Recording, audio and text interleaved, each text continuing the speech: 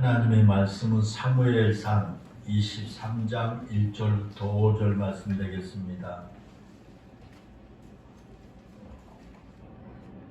교독으로 있습니다. 사람들이 다윗에게 전하여 이르되 보소서 블레셋 사람이 그 일날을 쳐서 그 타작 마당을 탈취하더이다 하니 이에 다시 여호와께 묻자 이르되 내가 가서 이 블레셋 사람들을 치리까 여호와께서 다윗에게 이르시되 가서 블레셋 사람들을 치고 그들을 구원하라 하시니 다윗의 사람들이 그에게 이르되 보소서 우리가 유다에 있기도 두렵거든 하물며 그 일나에 가서 블레셋 사람들의 군대를 치는 일이까 한지라. 다시 여호와께 묻자오되 여호와께서 대답하여 이르시되 일어나 유다로 내려가라 내가 블레셋 사람들을 내 손에 넘기리라 하시니라. 5절 다같이 시작. 다윗과 그의 사람들이 그 일나로 가서 블레셋 사람들과 싸워 그들을 크게 쳐서 죽이고 그들의 가축을 끌어오니라. 다윗이 이와 같이 그릴라 주민을 구원하니라. 아멘. 우리는 너무 많은 욕심을 끌어안고 살아갑니다. 때로는 허황된 것을 끌어안고 살아가기도 합니다.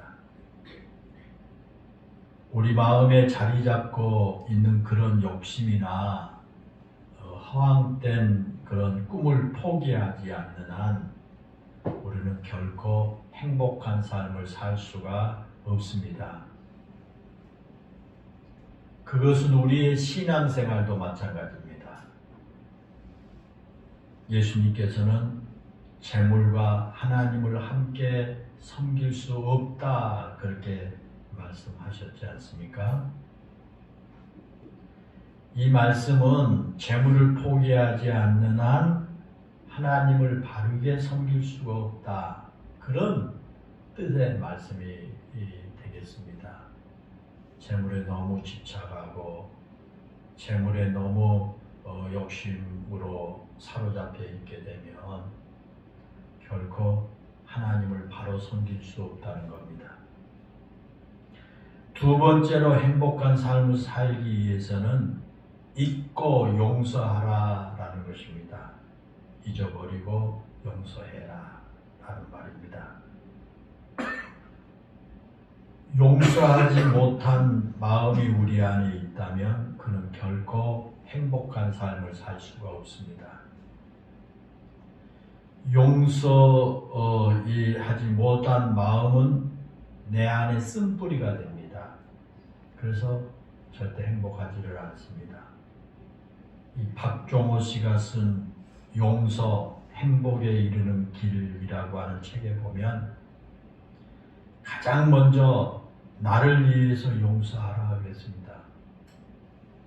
자기 자신을 용서하지 못한 사람들이 꽤 많습니다. 그런데 박종호 씨는 가장 먼저 나를 위해서 용서하라. 용서하지 않는 마음이 내 안에 있으면 내 안에 있는 그 화가 결국은 나를 괴롭혀서 나를 행복하지 못하게 만들기 때문이다 라는 겁니다. 그래서 나를 위해서도 용서해야 된다. 그리고 내 자신도 용서해야 된다는 거예요. 바른 신앙도 마찬가지입니다. 바른 신앙은 용서하는 데서부터 시작됩니다. 하나님께서 예수님의 십자가를 통해서 나를 용서해 주신 것처럼 우리 스스로도 예수님의 십자가 은혜로 용서받았음을 인정하고 내 자신을 용서해야 합니다. 그리고 예수님께서 나를 용서해 주신 것처럼 우리도 내 형제와 이웃을 용서하며 살아야 합니다. 그래야 내가 행복한 삶이 된다는 거죠. 세 번째로 행복한 삶을 살기 위해서는 제거하고 자유하라 그랬습니다. 제거하고 자유하라. 우리는 우리 안에 있는 죄를 제거하고 죄로부터 자유로운 삶을 살아야 한다라는 겁니다. 내 안에 있는 죄를 해결하지 못하고 그 죄를 끌어안는 사람은 결코 행복할 수가 없습니다. 내 안에 해결되지 못한 죄가 있으면 우리는 양심의 가책을 받게 되고요. 그런 마음에는 행복이 깃들일 수가 없다라는 것입니다. 우리는 이미 하나님으로부터 죄 용서를 받은 사람들입니다. 그럼에도 불구하고 세상을 살아가는 우리는 계속해서 죄의 유혹을 받게 되고요.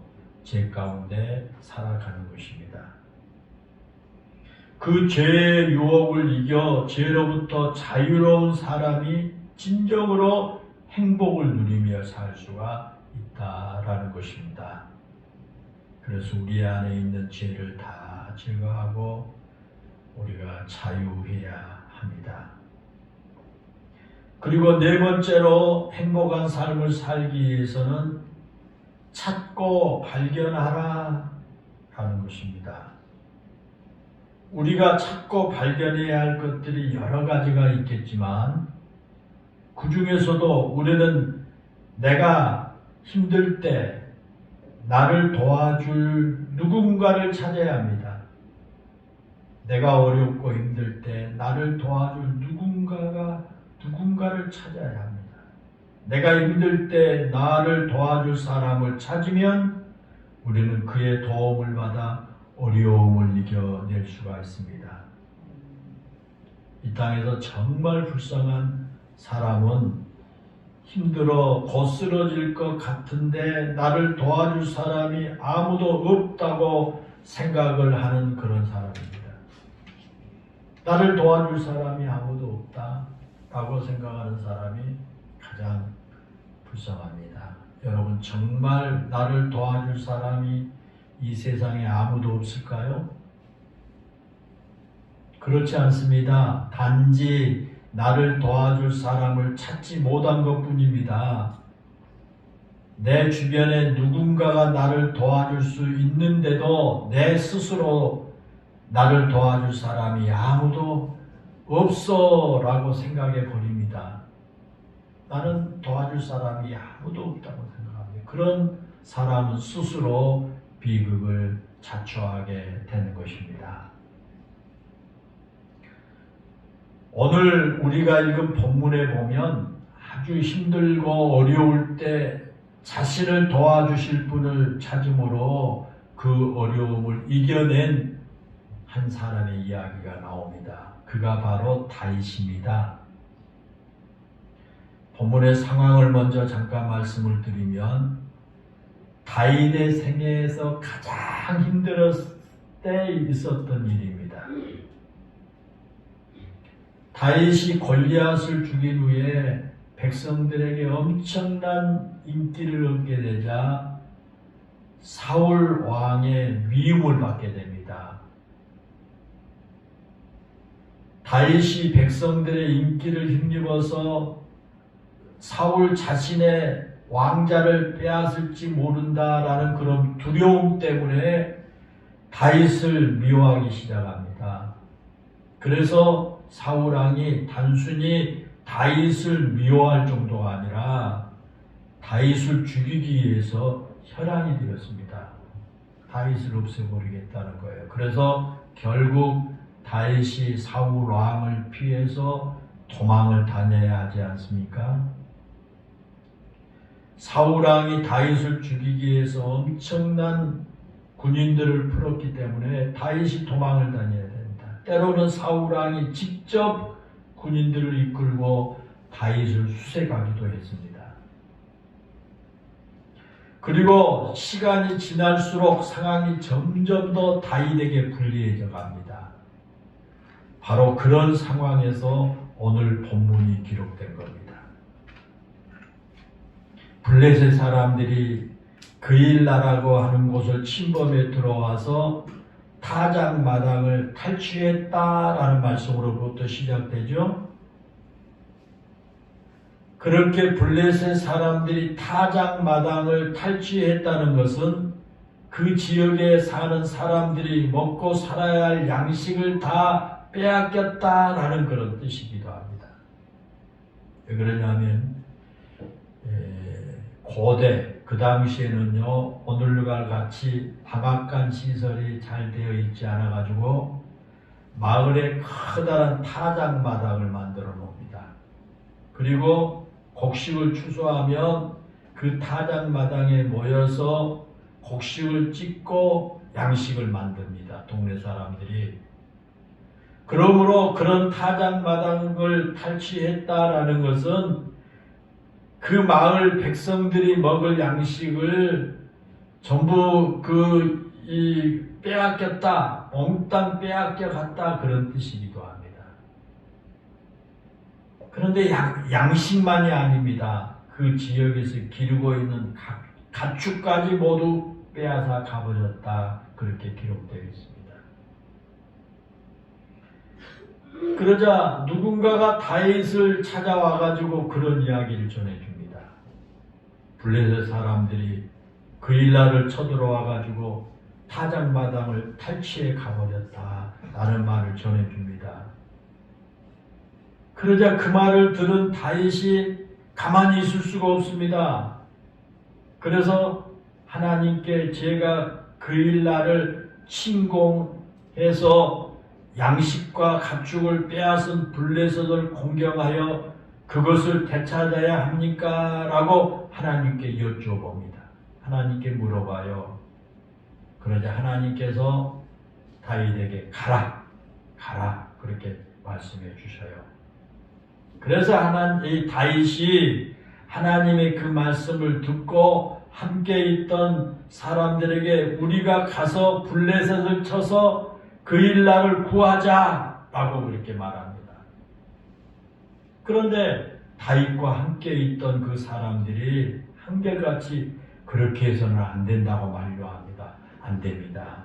왜냐하면 지금 우리가 사울 왕에게 쫓겨서 유다 땅에서 겨우 몸을 피신해 있는 것도 힘든 상황인데 블레셋 사람들을 치겠다고 나서면 우리 스스로 사울 왕에게 우리가 여기 있으니 군대를 풀어서 우리를 잡아가라고 광고하는 것과 무엇이 다르겠느냐는 거예요. 그렇기 때문에 우리가 블레셋을 치러 가면 안 됩니다. 그렇게 주변의 사람들이 다윗에게 이야기합니다.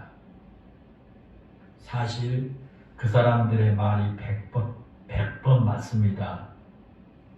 지금 다윗은 쫓기는 신세가 아닙니까? 사울 왕에게 자신의 위치를 드러내지 않고서 숨어서 지내는 그런 상황이 아닙니까? 더군다나 한두 명도 아니고 이제 그 숫자가 600여 명이나 되는데 그 많은 사람들이 숨어서 지내는 것이 여간 힘든 일이 아니었습니다. 그런데 블레셋과 전쟁을 하겠노라고 나선다면 다윗의 지금의 위치가 사울 왕의 들통이 나고 말게 될 것입니다. 그리고 실제로 그랬습니다. 오늘 본문 바로 이어서 나온 6절부터 보면은 다윗이 그 일날을 점령한 블레셋과 전쟁을 치르고 그 일날을 구원하자 그 정보가 사울 왕에게 들어갑니다. 그래서 사울 왕이 군사를 불러 모아서 그 일날을 내려와 가지고 그 일날을 전부 포위했습니다. 그러기에 지금은 비록 그 일날 사람들이 블레셋의 침공을 받아가지고 곡식과 가축을 다 빼앗기고 억울한 일을 당한다고 할지라도 다윗의 입장에서는 모른 체하고 가만히 있는 것이 최선입니다. 그런데 다윗은 그렇게 할 수가 없습니다. 그래서 자기 동족들이 그렇게 당한 것을 알고 가만히 있을 수가 없기 때문에 다윗은 지금 그런 그 상황에 놓여 있습니다. 그래서 지금 다윗이 딜레마에 빠져 있는 거예요. 가서 그 일날 사람들을 구하자니 자신의 생명이 사울왕에게 노출되어서 자신이 붙잡힐 위험에 처하게 될 것이고, 그렇다고 먹을 양식과 가축을 다 빼앗긴 동족 그릴라 사람들의 아픔을 모른 채 하고 가만히 있을 수가 없습니다. 그래서 이렇게 할 수도 없고 저렇게 할 수도 없는 딜레마 상황에서 다윗이 선택의 방법은 하나입니다. 그게 뭐냐? 하나님의 뜻을 묻는 겁니다. 하나님께 묻는 겁니다.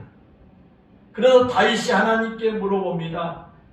하나님, 내가 가서 이 블레셋 사람들을 치리까? 라고 하나님께 다윗이 물어요. 그러자 하나님께서 가라, 치러 가라 말씀을 하십니다. 블레셋과 전쟁을 하라는 겁니다. 그런데 함께 있는 사람들이 가로막고 있습니다. 블레셋과 전쟁을 하는 것은 자살행위나 다름이 없다는 것입니다. 그러자 다윗이 또다시 벽에 부딪힙니다. 자신이 아무리 하나님의 뜻이라고 생각하고 블레셋과 전쟁을 하려고 할지라도 자기와 함께 있는 사람들이 가지 않는다면 전쟁을 할 수가 없지 않습니까? 그들이 다윗과 함께 가가지고 블레셋과 싸워 주어야 하는데 그들이 가지 말아야 된다고 가로막으니까 하나님께서 가라고 하시는데도 지금 어떻게 할 수가 없는 상황입니다. 그래서 다윗이 다시 하나님께 물어봅니다. 그런데 이번에도 하나님의 대답이 똑같아요. 블레셋과 가서 싸우라는 것입니다. 그러자 두 번째 응답의 확신을 얻은 다윗이 자신과 함께 있던 사람들을 설득해가지고 그들과 함께 가서 블레셋과 싸워서 승리를 거두었고, 그릴라를 점령하고 있던 블레셋을 다 내쫓음으로써 그릴라 주민들을 구할 수가 있었다라고 하는 말씀이 오늘 본문의 말씀입니다. 사랑하는 여러분, 그럴 때 우리는 그 문제를 어떻게 풀어야 할까요? 지금 다윗과 같이 우리의 삶에 그런 딜레마에 빠졌을 때, 이럴 수도 없고 저럴 수도 없을 때 어떻게 해야 할까요? 내가 아무리 지혜를 짜보아도 해결할 방법이 보이지 않을 때 여러분 어떻게 하겠습니까? 지금 나의 상황이 지금 딜레마에 빠져서 아무리 내가 지혜를 짜보고 해결 방법을 찾아보지만 어떻게 할 수가 없어요. 그럴 때 여러분 어떻게 하겠습니까? 만약 내 힘으로 풀어갈 수 없는 문제 앞에 다다랐을 때, 내 지혜로 풀 수 없는 문제 앞에 다다라 그저 낙담하고 좌절한 채 고민만 하고 있다면 그것은 바른 성도의 모습이 아닐 것입니다. 우리가 이 세상을 살아갈 때 딜레마와 같은 상황이 자주 발생하게 됩니다. 우리 인간의 지혜로 어떻게 해야 할지 결정을 내릴 수 없어서 내가 고민하고 있을 때도 있고, 때로는 어떻게 해야 할지는 내가 알겠는데 나에게는 그럴 만한 용기와 힘이 없을 때도 있습니다.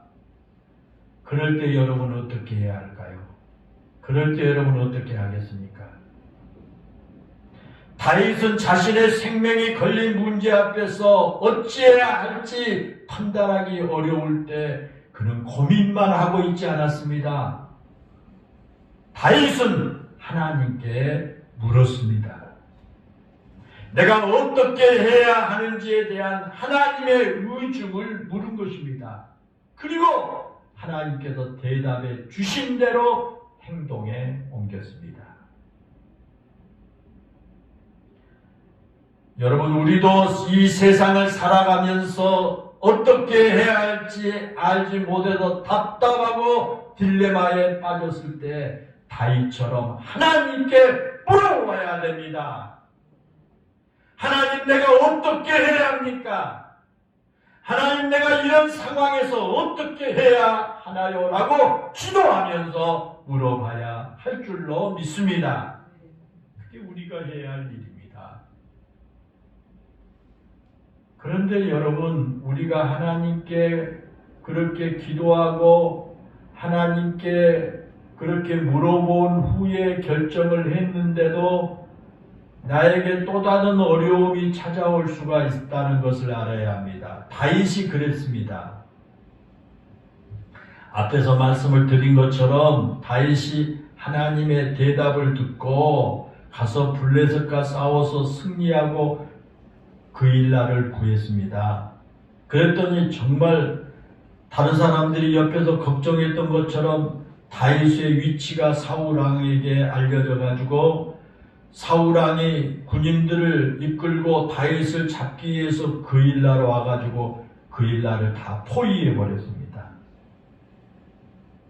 그때 그 일날 사람들이 다윗 편이 되어서 다윗을 감추어 주고 사울 왕의 손에서 다윗을 구해 주었으면 좋겠지만, 그러나 그 일날 사람들이 자기들을 도와준 다윗에게 그렇게 하질 않은 거예요. 다윗을 도와주지를 않습니다. 왜 그러냐면 얼마 전에 아말리액이 다윗에게 떡 몇 조각과 칼을 주었다는 것 때문에 수많은 사람들이 죽임을 당했던 것을 그 일날 사람들이 잘 알고 있었습니다. 비록 다윗이 자신들을 도와주기는 했지만 자신들이 살기 위해서는 다윗을 배신하고 사울의 말을 들어야 했습니다. 그걸 잘 알았기 때문에 다윗이 이번에도 하나님께 그릴라 사람들이 자신을 사울 왕의 손에 넘기지 않고 보호해 줄 것인지 라고 하나님께 물은 거예요. 그러자 하나님께서 그릴라 사람들이 다윗을 사울 왕에 넘겨줄 것이라 그렇게 말씀을 합니다. 그일라 사람들이 자기들이 살기 위해서 다윗이 베푼 은혜를 배신하고 다윗을 사울 왕에 넘겨줄 것이다 라는 말씀입니다. 그래서 다윗이 급히 그일라에서 도망쳐 나오게 되는 겁니다. 앞에서 말씀을 드린 것처럼 다윗이 블레셋과 전쟁을 하러 나갈 때 하나님께 기도하고 묻고 나갔지 않습니까? 그리고 하나님의 말씀을 전적으로 따랐습니다. 그래서 하나님의 말씀대로 블레셋과의 전쟁에서 승리했고 그일날을 구할 수가 있었습니다. 그런데 그 일로 인해서 또 다른 어려움을 당하게 된 것입니다. 그럼에도 불구하고 다윗은 자신에게 이 당한 그 어려움 앞에서 언제나 하나님께 물었습니다. 하나님께 또 물었습니다. 그리고 하나님께서 늘 다윗에게 응답해 주신 것입니다. 사랑하는 여러분, 다윗의 이 하나님이 오늘 우리의 하나님이심을 믿으시기를 바랍니다. 그걸 믿는다면 우리도 다윗처럼 기도할 수가 있습니다. 아니, 그런 하나님을 여러분이 믿는다면 다윗처럼 기도해야 할 것입니다. 내 삶의 문제를 하나님께 물어보아야 할 것입니다. 그런데 우리 성도들 가운데 많은 사람들이 하나님께 물어보려고 하지 않습니다. 하나님께 묻지 않습니다. 말은 기도한다고 하는데, 말은 우리가 하나님을 믿는데 막상 지금 내가 지금 어려운 딜레마에 빠져 있고 이럴 수도 없고 저럴 수도 없는데 하나님께 물어보려고 하는 그런 마음의 생각은 같지를 않습니다. 우리가 그렇게 하나님께 물어보지 않는 이유가 있습니다. 왜 우리가 그 신앙생활 한다고 하면서도 하나님께 물어보지 않느냐 라는 것입니다. 신앙생활을 한다고 하면서도 또 하나님을 섬기며 살아간다고 하면서도 하나님께 묻지 않는 이유가 몇 가지 있습니다. 첫째로, 많은 성도들이 성경 속에 보여진 하나님, 이 성경 속에 역사하신 하나님께서 오늘 이 시대에는 역사하지 않는 것처럼 생각합니다. 성경에 나오는 그런 내용이겠지. 오늘 지금 우리에게는 그렇게 역사하지 않는다라고 하는 그런 생각이 은연중에 깔려 있습니다. 하나님을 성경 속에 하나님이라고만 생각하고요. 하나님을 성경 안에 가두어 버려요. 성경 안에서 성경 시대에 그때만 그렇게 얘기했죠. 오늘 이 시대에 하나님께서 능력이 없는 것처럼 여기기 때문에 그렇습니다. 그래서 묻지를 않아요. 두 번째로 왜 하나님께 묻지 않느냐? 내가 하나님께 기도하고 물으면 하나님께서는 언제나 내 뜻과 내 생각과 다른 응답을 해주시기 때문이다.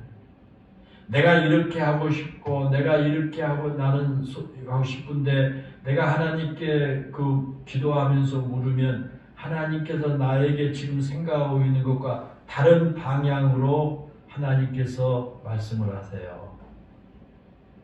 그게 들어와서 묻지를 않는 건 사람들이 있어요. 기도하면 하나님께서 내 입장이나 내 계획과는 전혀 상관이 없는 하나님의 마음대로 결정하시기 때문에 하나님의 생각대로 결정하시기 때문에 우리의 생각을 포기하게 만든다고 생각하는 거예요. 물론 때로는 하나님께서 그렇게 하실 때도 있습니다. 내가 계획하고 오랫동안 생각했던 것과 전혀 다른 응답을 하실 때도 있어요, 하나님이. 그러나 언제나 그런 게 아닙니다. 오늘 본문에 보면 다윗 한번 생각해 보십시오. 다윗이 블레셋과 싸우러 가는 것이 낫다고 생각을 했습니다. 그래서 하나님께 물었고 함께 있는 사람들을 설득했습니다. 그러자 하나님께서 다윗의 생각대로 응답해 주셨고 다윗이 블레셋과 전쟁에서 승리하도록 하나님 도와주셨습니다. 물론 때로는 다윗의 경우와 다르게 우리가 생각한 것과 다른 응답을 주시기도 합니다. 내가 예를 들어서 내가 오른쪽으로 가고 싶어서 그 일을 하고 싶어서 막 기도하고 하나님께 물었는데 하나님께서 아니야, 너 왼쪽으로 가야 돼, 너 그렇게 하면 안 돼 라고 하나님께서 말씀합니다. 그것도 우리에게 응답입니다.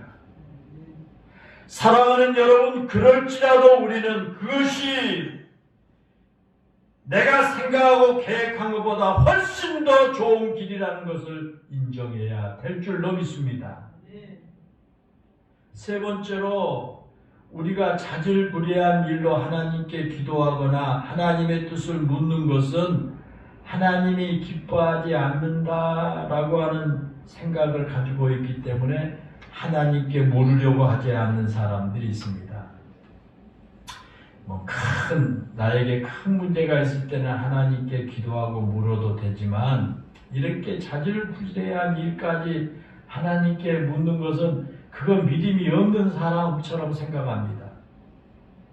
그리고 사람들에게 어떤 큰 일이 나에게 벌어졌을 때 작전 기도하고 금식 기도하면서 묻는데 이렇게 조그만 일을 가지고 기도한다고 막 하고 하는 것은 믿음이 없는 것처럼 생각하기 쉬워요. 그러나 하나님께서는 크고 작은 일에도 우리와 함께 하기를 원하십니다. 큰 문제만 아니라 작은 일, 자질구레한 일까지도 하나님께 묻기를 원하십니다. 그것은 하나님이 우리의 아버지가 되시기 때문입니다. 이 부모들은 그렇지 않습니까? 자식들이 크고 작은 일들을 자꾸 묻고 그런 걸 부모님들은 더 원하지 않습니까? 큰 것만 묻고 상의합니까?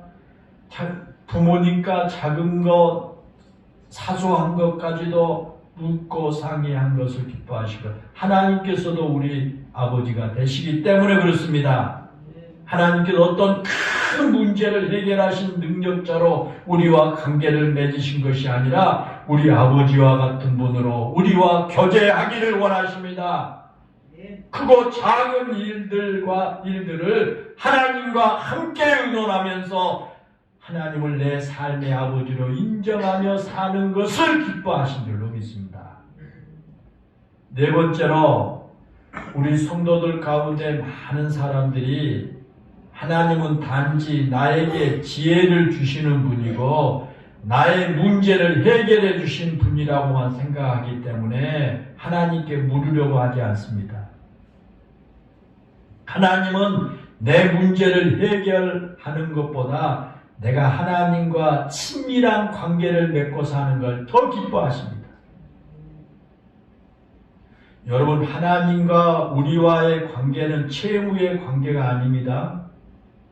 내가 기도하면 하나님께서 나에게 빚진 것처럼 응답해 주셔야 하고 나의 문제를 해결해 주셔야 한다고 생각하는 것은 큰 잘못된 생각이에요. 하나님과 우리와의 관계는 사랑의 관계입니다. 해결해야 할 어떤 문제가 있기 때문에 하나님을 찾는 것이 아니라 그냥 하나님이 좋기 때문에 하나님께 묻고 하나님께 기도하고 하나님과 깊은 교제하는 그런 관계라고 하는 사실을 우리가 잊어서는 안 될 줄로 믿습니다. 하나님과의 사랑의 관계이기 때문에 우리는 시시콜콜한 것까지도 하나님께 묻고 또 이 교제를 하게 되는 겁니다. 그리고 다섯 번째로 하나님은 어떤 특별한 사람과 위대한 사람이나 믿음이 좋은 사람에게만 응답해 주신다고 생각하기 때문에 하나님께 물으려고 하지 않습니다. 예를 들면 하나님께서 다윗처럼 훌륭한 사람이 기도하고 물을 때는 응답하여 주시지만 나 같은 사람에게는 응답해 주시지 않는다라고 생각합니다. 하나님께서 엘리야와 같은 위대한 선지자에게는 갈멜산에서 불러 응답하신 것처럼 응답해 주시지만 나 같은 사람에게 그렇게 해 주실 리가 없다라고 생각해 버립니다. 또한 하나님께서 목사의 기도는 들어주시고 어린아이의 기도는 들어주시지 않는 것처럼 생각해 버립니다. 그러나 하나님은 모든 하나님의 자녀들의 기도를 들으시고 응답해 주신 것입니다. 다윗은 왕이 된 뒤에도 하나님께 묻는 일을 멈추지 않았습니다. 왕이 되기 이전에도 하나님께 사사건건 물었지만 왕이 되고 난 이후에도 하나님께 물었습니다. 사무엘하 5장에 보면 이런 이야기가 나옵니다. 드디어 다윗이 이스라엘의 왕이 됐습니다. 사울왕이 죽은 후에 7년 동안 헤브론에서 유다 지파의 왕으로 지내다가 사울왕의 아들 이스보셋이 죽자 이스라엘 전체의 왕이 되었습니다. 그러자 다윗이 왕이 되었다는 소식을 들은 블레셋이 이스라엘을 공격해 왔습니다. 쳐들어왔습니다. 블레셋이 르바임 골짜기에 가득할 정도로 많은 군인들을 이끌고 다윗과 싸우러 온 겁니다. 그러자 다윗이 하나님께 블레셋과 싸우러 가야 하느냐라고 그때도 묻습니다. 하나님께서 블레셋을 내 손에 넘겨주심으로 내가 이길 수 있겠느냐라는 것입니다. 그러자 하나님께서 가서 싸우라고 그렇게 말씀하십니다. 그래서 다윗이 그 대답을 듣고 르바임 골짜기에 가서 블레셋과 전투를 벌였고 이스라엘이 통쾌하게 승리를 거둘 수 있었습니다. 그런데 얼마 지나지 않아서 블레셋이 전열을 재정비하고요. 다시 르바임 골짜기로 또 침공에 들어왔습니다. 그러자 이번에도 다윗이 하나님께 싸울까요? 가서 저들과 싸울까요? 라고 또 하나님께 물었습니다. 그런데 하나님께서 이번에는요, 지난번처럼 직접 맞대기를 펼치지 말고 뽕나무 뒤에 매복에 있다가 하나님께서 공격 신호를 주시면 그때 일제히 공격하라고 대답을 합니다. 그러자 다윗이 하나님의 그 말씀대로 해가지고 두 번째 전투에서 승리를 거두게 된 것입니다. 하나님께서 그렇게 두 번째 전투에서 작전을 바꾸신 것은 그 나름대로 이유가 있었습니다. 아마도 블레셋이 첫 번째 전투에서 패한 후에 나름대로 자기들도 전략을 세웠지 않겠습니까? 철저하게 전략을 세운 다음에 똑같은 장소인 그 르바임 골짜기로 쳐들어왔습니다. 그런데 이번에는 하나님께서 작전을 바꾸심으로 말미암아 블레셋 사람들의 작전을 무력화시켜 버린 겁니다. 사랑하는 여러분, 그렇습니다. 하나님의 응답이 언제나 똑같은 방법이나 똑같은 내용이 아니라고 하는 것을 우리가 알아야 됩니다. 하나님께서는 우리의 상황이 달라질 때마다 그 상황에 가장 적절하게 우리에게 응답해 주십니다. 똑같은 르바임 골짜기에서 똑같은 대상인 블레셋과 싸우는 전쟁일지라도 작전을 바꾸셨던 것처럼 우리의 상황에서도 마찬가지입니다. 우리가 늘 같은 환경에서 살아간다고 해서 우리에게 언제나 한 가지 방법으로만 응답하지 않는다는 겁니다.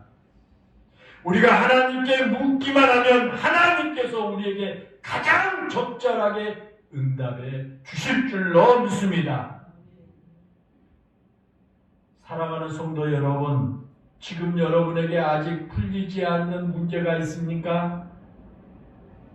그렇다면 그 풀리지 않는 문제를 놓고 하나님께 진지하게 물어보시기를 바랍니다.